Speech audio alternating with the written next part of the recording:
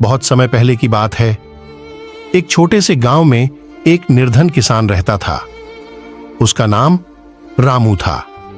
रामू के पास केवल एक छोटी सी जमीन थी जिसमें वह खेती करता था। वह मेहनती था, लेकिन उसकी फसलें अक्सर अच्छी नहीं होती थीं और उसकी आर्थिक स्थिति कमजोर थी। एक दिन रामू अपने खेत में काम कर रहा था, तभी उसने एक अजीब सी चीज देखी। उसकी फावड़े की नोक किसी कठोर वस्तु से टकराई। उसने खोद कर देखा तो एक पुराना बर्तन निकला। उसने बर्तन को खोला और देखा कि उसमें सोने की गिन्नियां भरी हुई थीं। रामू की आंखें चमक उठीं। उसने सोचा, अब मेरी गरीबी दूर हो जाएगी। रामू ने वह बर्तन उठाया और घर की ओर दौड़ा। रास्ते में उसने सोचा कि अगर गांव वालों को यह पता चल गया तो वे उसे ईर्ष्या करेंगे और हो सकता है कि उससे यह खजाना छीनने की कोशिश करें। उसने यह बात किसी को न बताने का निश्चय किया। रामू घर पहुंचा और उसने बर्तन को छिपा दिया। रात भर वह सोने की गिन्नियों के बारे में सोचता रहा और खुशी से नींद नहीं आई। सुबह होते ही वह बाजार गया और कुछ नई चीजें खरीद लाया।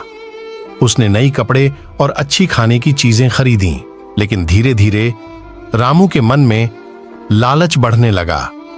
उसने सोचा कि वह और अधिक धन प्राप्त कर सकता है।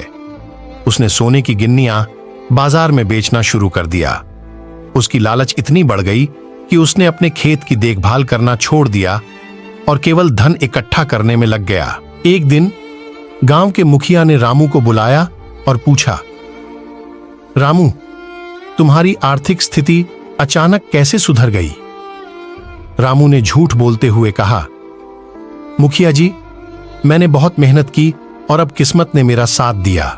मुखिया को शक हुआ और उसने रामू के घर की तलाशी ली।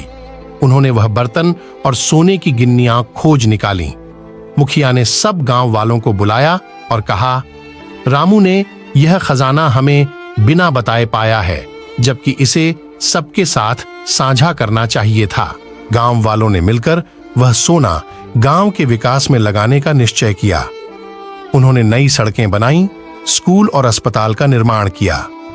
रामू को उसकी गलती का एहसास हुआ और उसने गांव वालों से माफी मांगी। रामू ने फिर से मेहनत करना शुरू किया और अपने खेत की देखभाल की। उसने समझ लिया कि सच्ची खुशी और संतोष मेहनत और ईमानदारी से ही मिलती है, न कि लालच से। और इस प्रकार गांव में सब लोग खुशहाल हो गए और मिलजुल कर रहने लगे।